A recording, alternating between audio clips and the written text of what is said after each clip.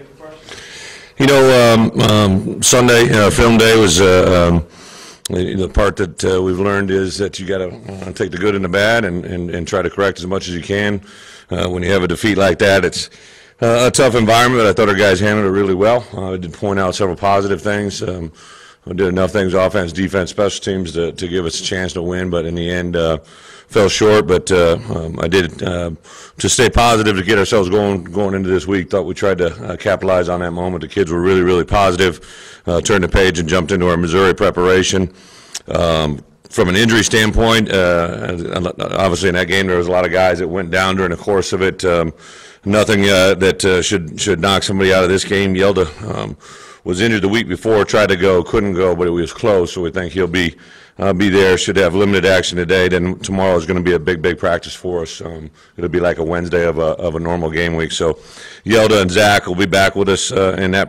There'll be a little bit today, but today's only a 12 period in the evening. We usually have Mondays off, so just to get the scheduled practice in today was a little bit of an issue. We'll have guys with some class conflicts. Davion Warren is going through concussion protocol. No guarantees that he'll be back, but every indication he keeps passing hurdles each day. We're only 2 days removed from it, so with the expectation to get him back out there as well. Other than that, Cole Kelly joined us as well. Last time he was with us, he was still a little bit banged up from the foot, obviously, so haven't seen him practice in over a week, but Matt Summers, our trainer, has been upbeat about the progress he made last week. We didn't really push the envelope with him because he wasn't practicing, so we just got rehab, stayed off it, which was probably the best thing for it. He'll be back again, like I said, full go with us tonight. So really all that, other than that, we're putting all of our preparation into the Missouri, the short week, and the opportunity to play in a Battle Line Trophy, an opportunity for our seniors. We've got a good group of guys that have accomplished a lot of good things academically, athletically, socially. They've been very proud to be around them, the resiliency they've had, and would love to give them an opportunity to go out a winner on on Friday. In addition to that, there's still a lot of things out there. In addition to the trophy game and the seniors, the expectation to end it on a positive note and give our guys an opportunity to be positive moving forward into recruiting, into the out of season, and the program in general is positive. So with that, open up for questions. Yeah, from a health standpoint, pretty good. He was banged up on that particular play, but it wasn't anything that just sore at that moment, and he was really good on Sunday. I reached out to him Saturday night afterwards, just asked him how he was doing, and the biggest hurt in him was obviously the feeling of the loss in the game and everything that he put into it and thought our guys put into it. Offensively, it was just insane in that second half. It's been well documented, but everything go. But I know we were trying to put together a game-winning drive and put certain things together. At right guard, I got my third-string right guard, who used to be a D lineman a month ago. We got our third-string center, who's played every position under the sun and doing as good a job as he can possibly do. And various guys along the lines, I give a lot of credit to those guys to get out there and try to make it as competitive as they possibly could and do the best they could, and they did it as we know fell short, but I give them a lot of credit for stepping up and trying to do what they could. Yeah, a little bit to be determined. He took a shot to the lower leg there at the end of the game, and not only a little bit of the knee, but also the ankle, so he's kind of got a double-edged sword on the same leg. So would love to get him to practice tomorrow because he has played the whole year, but we're kind of approaching it as he might be a guy that's questionable for Saturday. Do you anticipate having some guys who are non-seniors going through the senior day stuff? Yeah, I think we put out a list of guys that, but yeah, there's a couple guys, some walk-ons that have expressed, great kids in our programs. Josh Harris, for instance, a guy that's a non-scholarship player that has been a special teams player for us the last 2 or 3 years, and think the world of him. He and I had a pretty good conversation. I guess was going back even maybe to bye week or about a month ago, and he's graduating in maybe 3.5, 4 years, and hasn't played as much as he'd like, and I think is going to explore opportunities of his senior grad transfer. Jackson Hanna is another very, very respected walk-on that might jump into it. From a scholarship standpoint, really not anybody of significance. I know we we had to have a conversation with Jay Red, and don't know where that's going yet. I don't, just because he's a guy that potentially could come back with his redshirt year, but he's kind of same situation. If you remember, Jonathan Williams, to be quite honest, was in that same predicament his senior year because he had a redshirt year left and got injured in what he thought was going to be a senior year. So the good news is I think Jay Red, well, no, he graduates in December and has all the doors of opportunity in front of him. Did you see Austin's comments? Basically, they were wanting to win that game for you. They were playing for you guys. What do you think of that? Yeah, it got back to me. I love my guys. They're awesome. So it is what it is.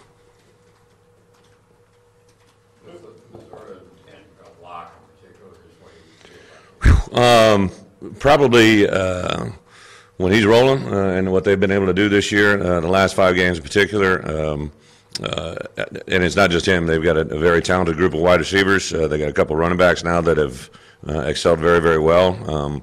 Have stayed pretty consistent up front. So they've had the same depth in a certain line of guys making plays. And you can just see how it affects their whole team. He plays well. Their offense plays well. They score points. Their defense has noticeably changed. Just their overall demeanor and attitude and swag out on the field is impressive. But as a quarterback himself, he throws the ball very, very accurately.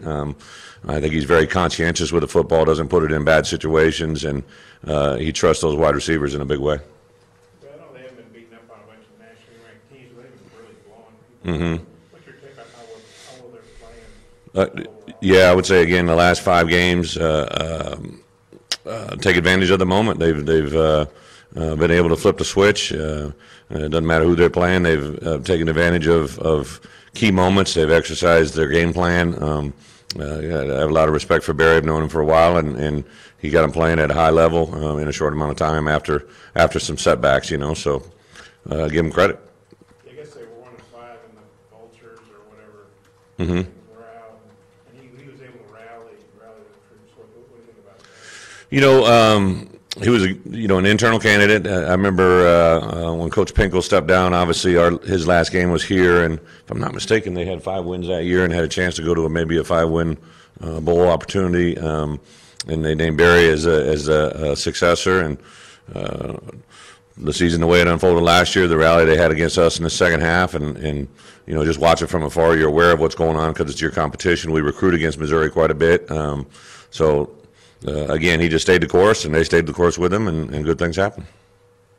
You get emotional when talking about you. How emotional is this season been, the ups and downs? It is. I guess I always tell the players when I first got here. I always used to talk to our players about you got to care enough to cry. All right. So a lot of times, people want to jab me when things aren't going right. Yeah, Bielema's going to cry. All right. I like people. I like our players. I want them to have success. There's nothing wrong with that. You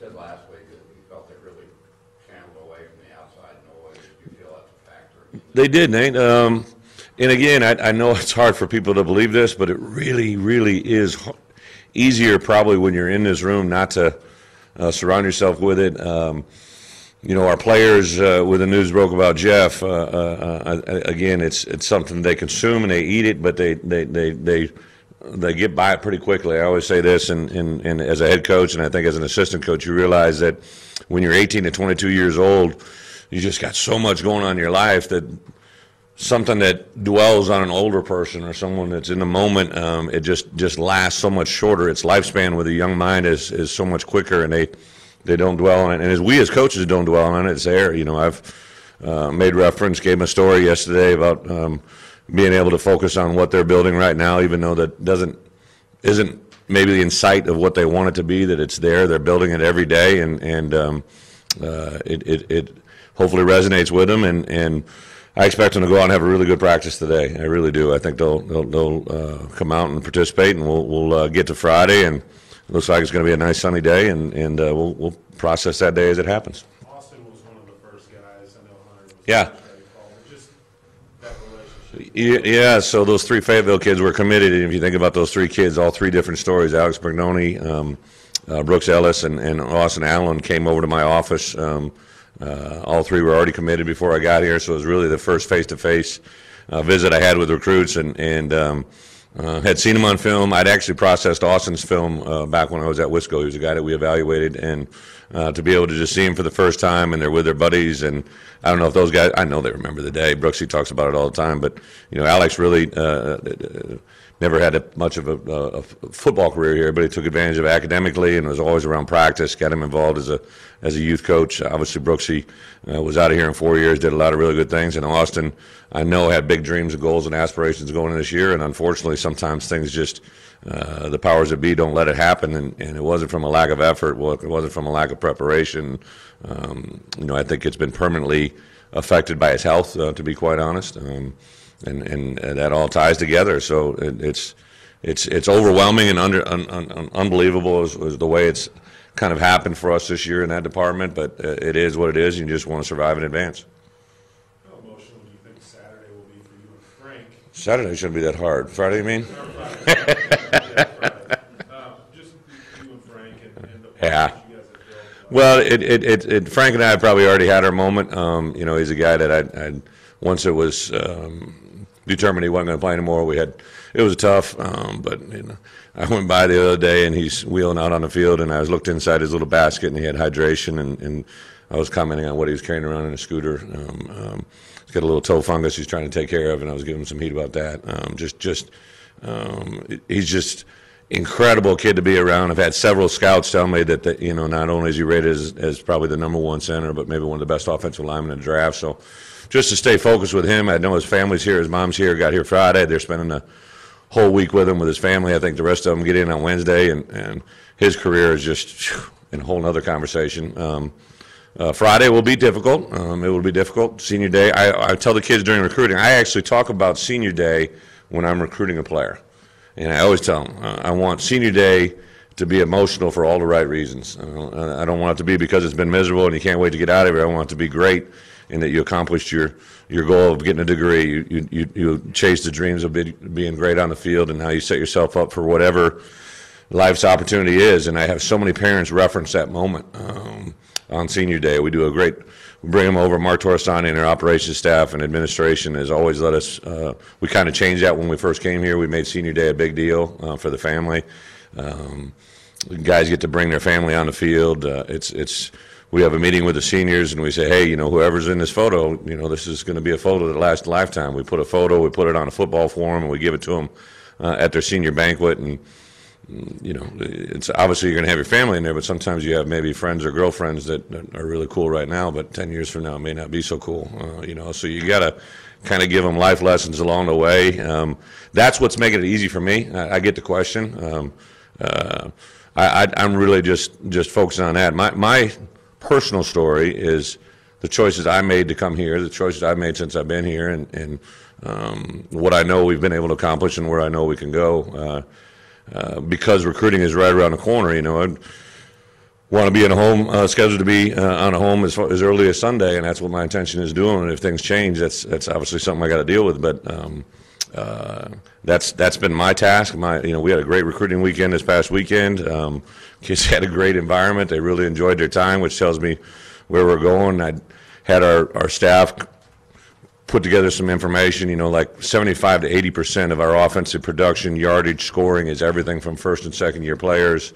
Our roster is just filled with sophomores and freshmen, juniors that'll be back for senior year, and have a good plan for us in defensive recruiting as we move forward. So my goal is to put our best performance on Friday, hopefully try to get ourselves a victory. Saturday, kind of regroup during the morning, hop on a plane and get recruiting on Saturday night, Sunday morning, and move forward.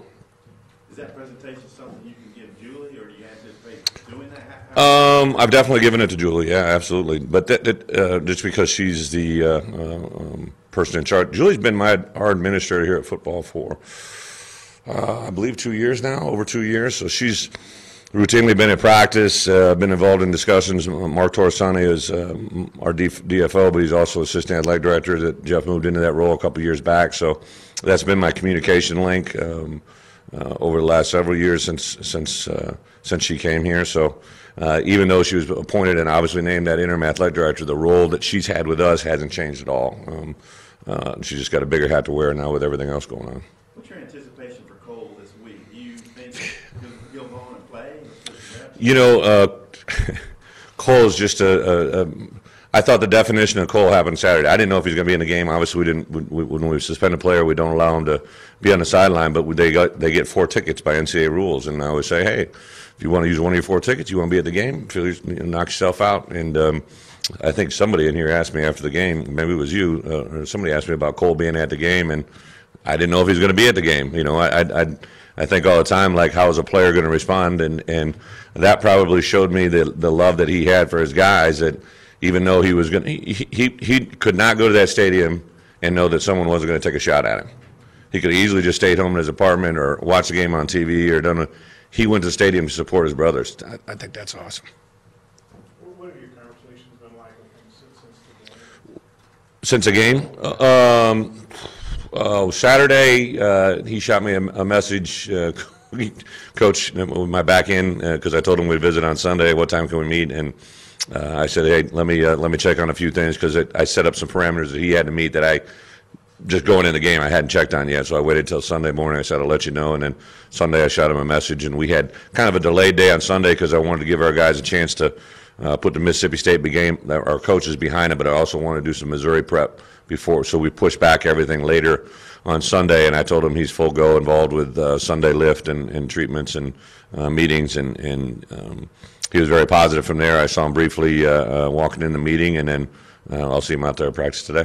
Do you feel good that he's learned his lesson in a good place now? You know, in conversations with him, in conversations with his mother, in conversations he's had with other people, he's reached out to a couple different people that I think may have given him an awakening to the scale that he's on. You know, I shared with him, you know, sometimes the greatest blessings in this world are awesome, but they come with the biggest burdens as well. And when he stepped into that role and started a few games for the Arkansas Razorbacks, his notoriety and his exposure to the general public and what that means increased by, you know, hundreds of times, 100 times stronger than it was before. So hopefully I gave him a small sampling of what it is.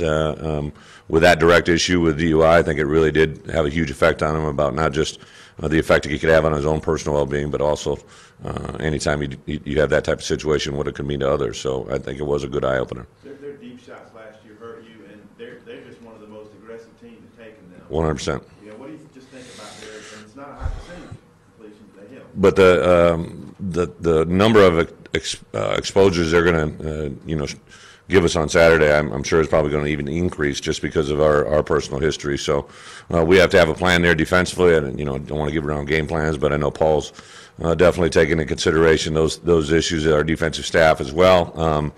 In addition to that, I think anytime that you can, bring some pressure, bring some heat, and apply pressure both mentally and physically is a good thing. And I think our guys will be excited to play this.